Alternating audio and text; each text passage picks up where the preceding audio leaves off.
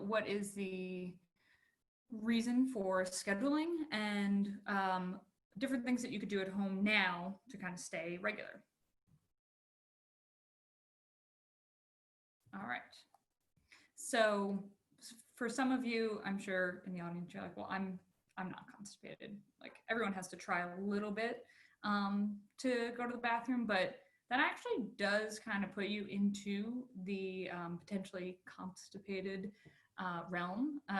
On the side of the screen here, we have just some common signs or symptoms that you actually might be constipated. So if you're going to the bathroom less than 3 times a week, or it's very hard to pass and they're kind of lumpy and you have to strain a lot to have a bowel movement, maybe there is some sort of issue with constipation. And it doesn't have to be all the time. If it's just kind of once in a while, there could be something slightly off. Feeling as though you can't actually completely empty is also part of it. And if you have to use anything else to try to fully empty, definitely is some sort of issue. So this is the Bristol stool chart.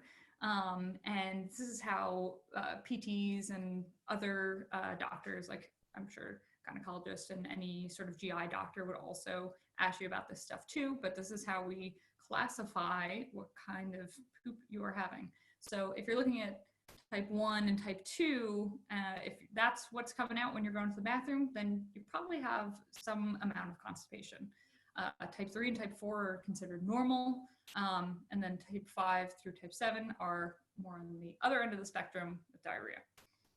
So this is a kind of simple way to look at, like, okay, maybe there is some sort of issue happening with my diet or my scheduling or how I'm moving around. All right, so maybe now looking at all this, maybe there is an issue that you didn't think about originally, or maybe you know someone, friend or family member that might be having an issue as well. So what can cause constipation? Simply a blockage in the colon could cause it. So for people who have colon cancer, where there's actually a mass blocking the colon, or other sort of medical issues there that can create a blockage in the colon. A neurological problem like MS, spinal cord injury, Parkinson's, autonomic neuropathy, which can happen sometimes with diabetes, like out of control blood sugar and things like that. But it's where the nerves aren't fully connecting to the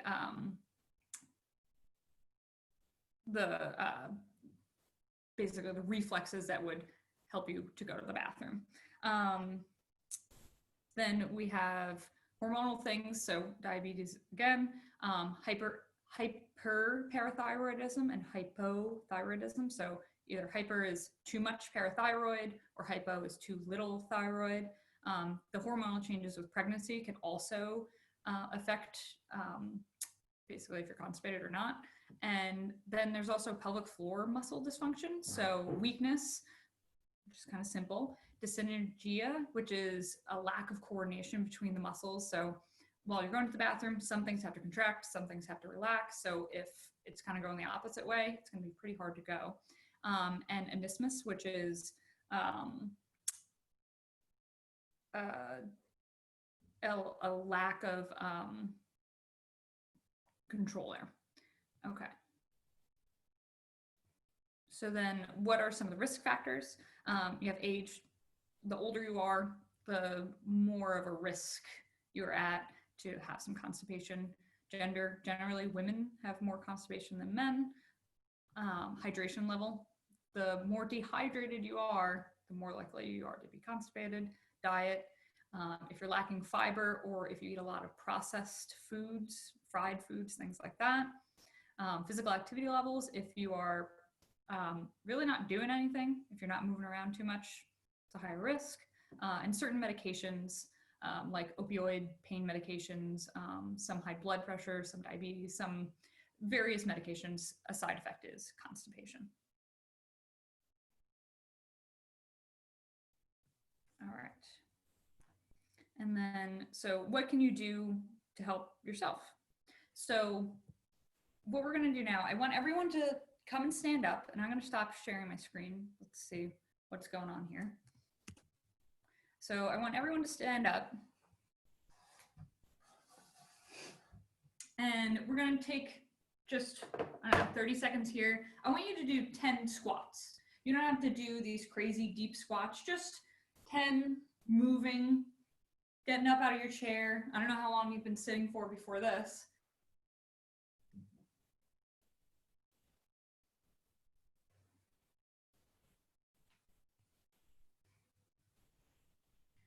Good. Okay. Return to your chairs. I'll get the screen back up.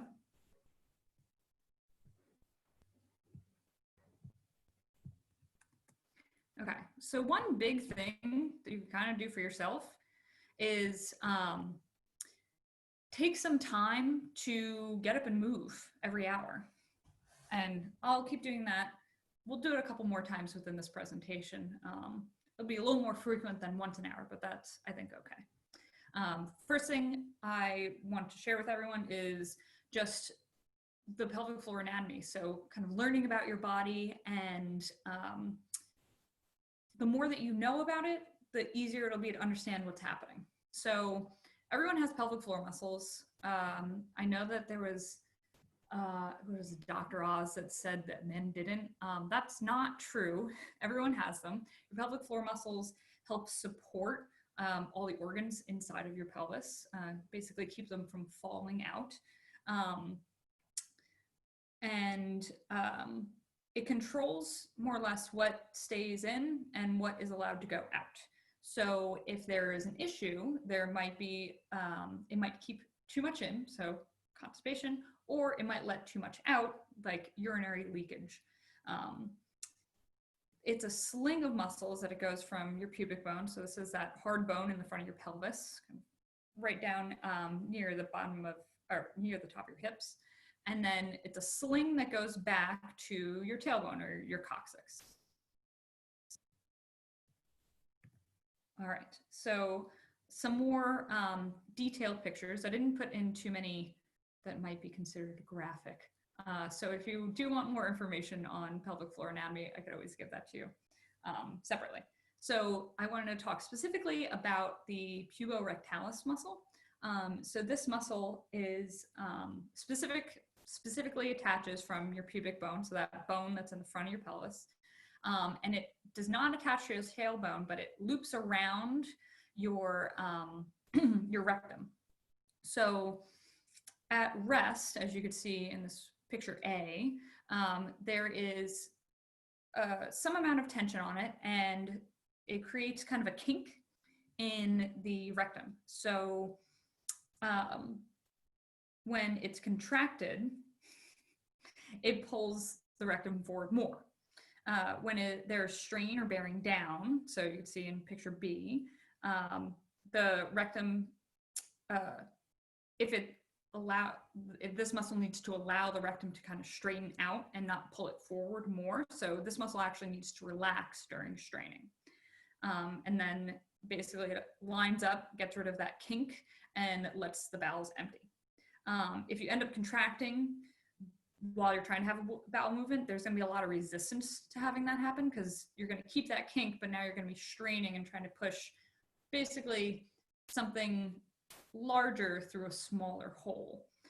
So if you have tightness or clenching in the pelvic floor muscles, that could be putting tension on the rectum in the same way.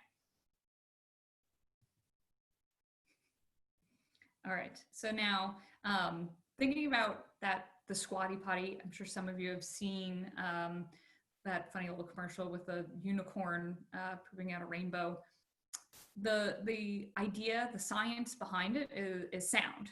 If you have your hips up in a tighter angle to your body, you're putting slack on that puborectalis muscle. So it's kind of removing that kink when you're sitting on the toilet. So that should help create less resistance to going to the bathroom. All right, so then another thing I wanted to mention, besides thinking about squatty potty or even just elevating your feet, is the poopertunity. So that feeling that you get when you feel like you gotta go. I've called it this with a couple of my coworkers. So if you haven't heard it before, now you could share it with all your friends and family as well. That urge to go to the bathroom, when you first get that urge, it's actually a reflexive urge. So once your stool moves forward into the rectum, it causes there to be a stretch, and it triggers the internal anal sphincter muscle, so the muscle inside your body that keeps everything in, to start to relax. So this part is involuntary, your body just does this. So you could either go to the bathroom right then and there, or go to the bathroom, or you could delay it. So basically you just hold it for a little while longer. When you do that, your pelvic floor contracts a little bit and it pushes the stool from the rectum back into the colon. So it takes the pressure off the sphincter. That reflexive feeling of needing to go starts to go away. But the kind of danger of continually like ignoring the pooper opportunity and pushing the stool back into the colon is that water is absorbed in your colon. So the more time that the stool spends in the colon, the less water it has in it, which means it gets harder. And it will become harder to pass. The other thing is, if you do this over time, over and over and over again, the more distended or stretched your rectum becomes. So if the stool is bigger and you're stretching it more and more and more, the less of a stretch reflex will occur with a smaller, easier to pass stool. So the thing is, you need to create some tension in the rectum in order for the reflex to happen. So if you kind of stretch it out by having too large of a stool, the stretch reflex will be harder to occur. So thinking about all of the stuff with COVID-19, and all of us are pretty following pretty different schedules now. I know personally, usually I was in the office, and now I'm sitting at home. I'm seeing patients on the computer, sitting, and yeah, I do have some more time to work out, but that means that I'm doing bursts of activity instead of sustained activity throughout the day.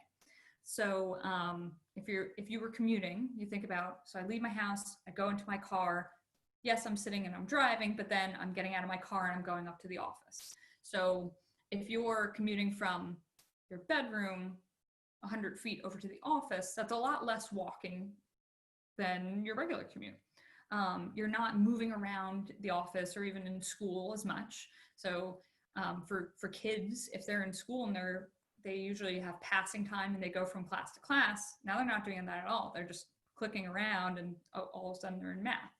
Same thing with the office. If you have to go to the bathroom, you might be walking 200, 300 feet, like all the way across the office to the bathroom, when at home, probably your bathroom is a little bit closer to your office than in school, at work.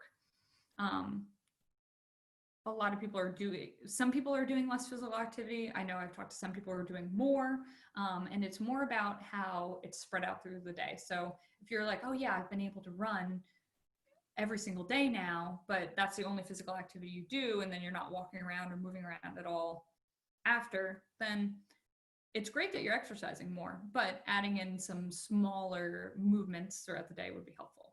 I've talked to a lot of people that have changes in their diet. Some people are stress eating, having fried food, having processed stuff, which is probably not the best coping mechanism, but all those sort of foods can create issues with the bowels. And also I've talked to some people who are drinking a lot less water, which again, the more hydrated you are, the better off you are kind of for everything. The changes to routine, previously you were getting up every day, you brush your teeth, you were going to work, and now it's like, oh, well, I could get up and then I have to do something at kind of noon, and then, oh, maybe I'll stay up late today, but then I have to get up early tomorrow. So it's just different. And of course, stress can change a lot of the functions within our body, and we're all stressed now. All right, so here are it's a quick outline of some of the Workday suggestions that can help you start to move around a little bit more, and schedule yourself so you're getting into more of a routine. So one thing that I've told basically all of my patients, no matter what they're seeing me for, you know, oh, my arm hurts, or oh, I'm having a pelvic floor issue, or I sprained my ankle, whatever, is to schedule time to get up and move. 3 to 5 minutes every hour, just set an alarm on your phone, get up, stand, like I had everyone just do 10 squats and then sit back down. You can walk around your house. You could stretch, you could do some jumping jacks to get the blood flowing again. Really anything to get up and move. The next thing is to think about keeping a water bottle by your desk. And this was kind of more of a funny suggestion of take a sip every time you receive an email from a company updating you about their COVID policy. At that rate, you'd probably drink like 400 ounces of water a day. It doesn't have to be that. It's just anything that happens frequently throughout the day that will remind you to drink water. So if for me, it's any time that I email my coworkers about something, if I drink a couple gulps of water, that would be helpful. Just find something that happens frequently enough and not too frequently that you're just chugging water all day. And that'll help remind you to drink some water. We'll go into more of the water stuff in a slide or two. Then choosing like a fiber-rich snack to eat during the day. Fruits and vegetables generally have pretty good levels of fiber. And I'm sure that there's, you know, a million natural bars and options that have high fiber and things like that. And then for those of you who find that you're actually exercising less, just scheduling a walk or some sort of exercise once a day, 4 days a week at least. You could do more, but also be careful you don't want to over-exercise. So some kind of more specific movement suggestions. So if you have symptoms now, be it that, you know, you're constipated and you're here specifically for this talk, or that, you know, you're like, oh, my hips are just kind of tight, or I feel kind of tired, sluggish, whatever. What were you doing? And you felt good before all this. What were you doing before? Were you walking 10,000 steps while you were commuting to work, and now you're only walking like 1,000 steps? Try to strive towards doing the activity levels and kind of eating and drinking water in the same way that you were before all of this stuff happened. It might be a little harder because, again, without the built-in commute, then you're going to have to build in times to go walk if you want to walk 10,000 steps. There's specifically, you can work on hip mobility. These are the motions of the hip, which I'll show in the next slide. And then you can practice breathing, which we'll also go over. Okay, so here are hip motions. So we have flexion, bringing your knee up toward your chest, extension, the leg being straight, and then even going behind your body. Abduction and adduction. So AB is going out to the side. Adduction is coming in towards your body. I think of adding together. And then you have inward and outward rotation, or internal and external rotation. Okay. So with this next standing break, I'm going to stop sharing again. Let's do a little bit of mobility work for the hips. So if I'm standing here, I'll move this back for you. So I want everyone to stand up. With my table back so you could see me. Okay, so I want you to try lifting up one leg. So you're going to stand on one leg, hold on to your shin, or you could go underneath if that feels more comfortable. And you're going to pull that knee up towards your chest. So you're going straight. This is hip flexion. Technically, the other one is in extension comparatively, or in neutral. Just holding like that. Good. And then we're going to do the same thing on the other side. So just switch, grab onto the front of that shin and pull up.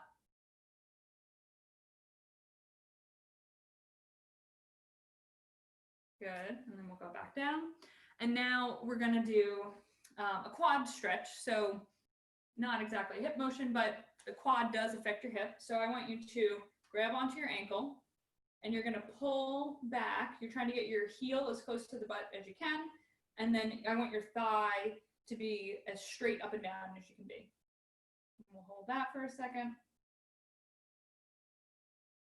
Good, and then we'll do the same thing on the other side. Grab onto the ankle, pull back towards the butt. You should feel stretch in the front. All right, good. So everyone, feel free to sit down again. Or you can stand, doesn't matter to me. All right, now we're gonna go back into presentation mode here. All right. So now really kind of diving into breathing. If you're holding your breath or even constantly contracting your abdominals, that could be detrimental to your bowel health, to your pelvic floor muscles, to your breathing muscles, to really a lot of different things. So we're going to talk a little bit about how to breathe a little more efficiently so you're putting less stress on those systems. Okay, so and I have a picture in the next slide. The diaphragm is your breathing muscle that's up top or the bottom of your rib cage, and your pelvic floor muscles, which we already have covered. So both of them are, you could think of it as pelvic floor is a sling with the top, everything sitting in it, and the diaphragm is kind of the opposite dome there. So those two muscle groups together, along with your deep core muscles, some of the back muscles, and a couple other muscles mixed in there, they maintain the pressure in your abdomen. So you need some sort of pressure in your abdomen to basically keep you upright and keep you stable. So working on belly breathing can be helpful. It's not doing that deep yoga breath where you're pushing your stomach out all the time, isn't how you should breathe all the time, but it is a good drill to help use your diaphragm and move your organs around with your breath. When you breathe in, your diaphragm drops down and it pushes your organs down. And the pelvic floor muscles help support them. So looking at the picture here, diaphragm is up top, pelvic floor muscles down at the bottom, and then you have transverse abdominis, multifidus, a bunch of other deeper core muscles. So as you breathe in, diaphragm here drops down, all your organs move down, and the pelvic floor muscle slightly moves down as well. There is some amount of kind of reflexive contraction, basically to make sure that everything doesn't keep moving down.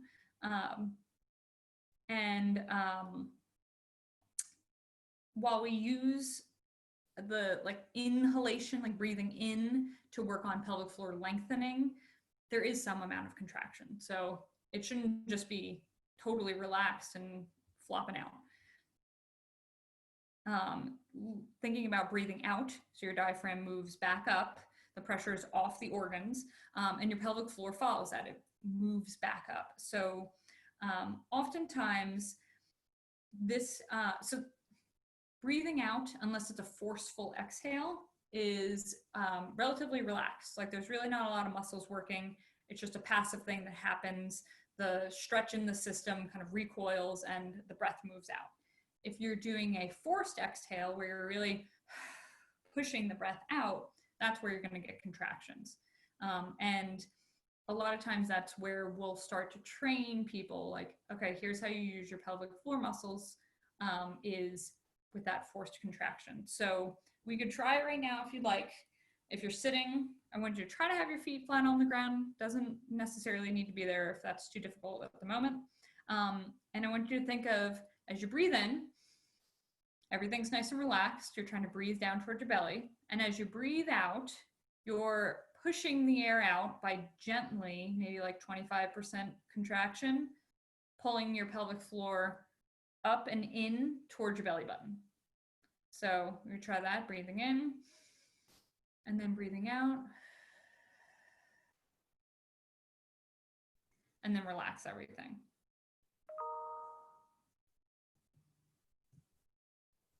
All right, so I know I said I would talk about the water again.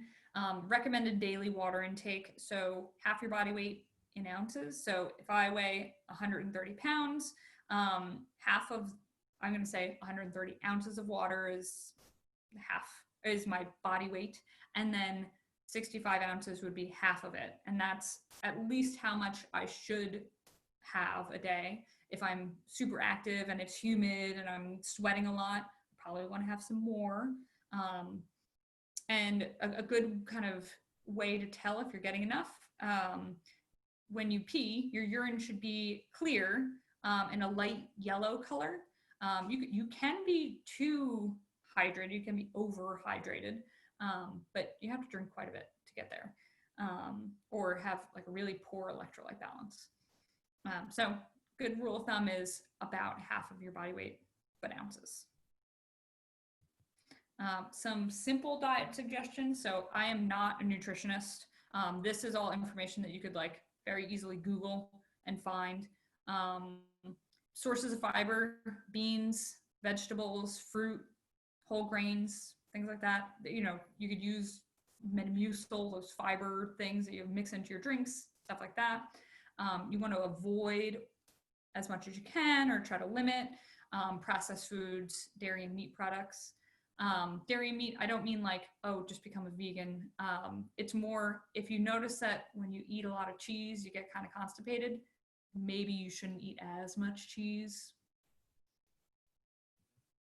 A really good way to kind of figure out what dietary suggestions that you should make personally is to reach out to a nutritionist, because they're going to be the best at figuring out, like, they could probably even give you an exact diet plan of like, eat this, don't eat that. And they take a lot of other things into consideration besides just, oh, I feel like I can't go to the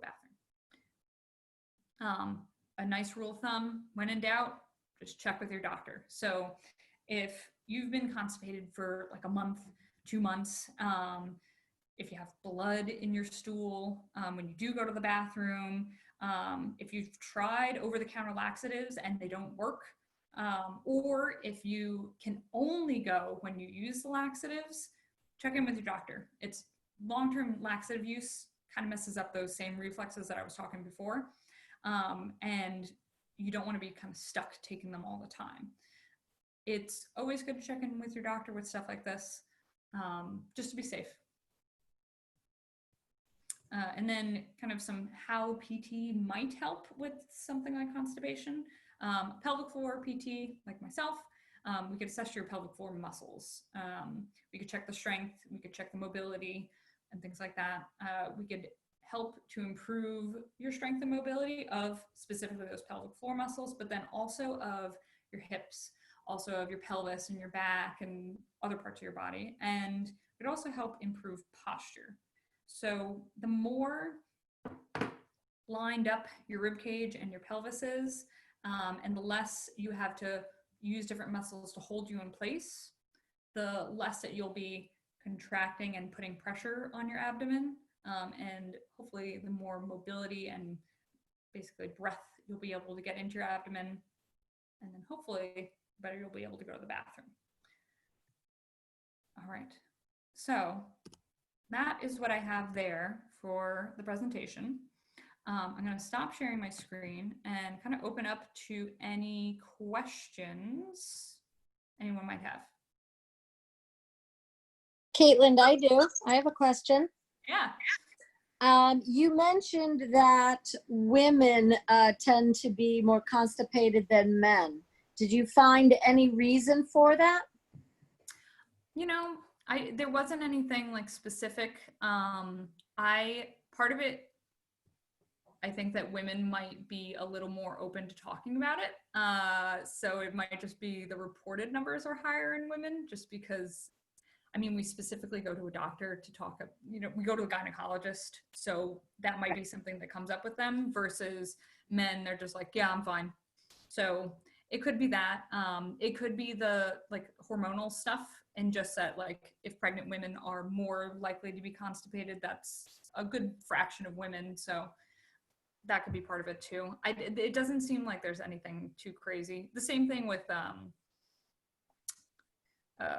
like age and stuff. I think it's probably less related to like the number and more related to lifestyle. Right. Yeah. Okay, thank you. You're welcome. Any other questions? No, thank you. It was great. You're welcome. Cool. Thanks for coming, everybody. I know it was a little shorter than 45 Thanks, minutes. Kate. You're welcome. All right. Bye, everybody. Bye. Thank you.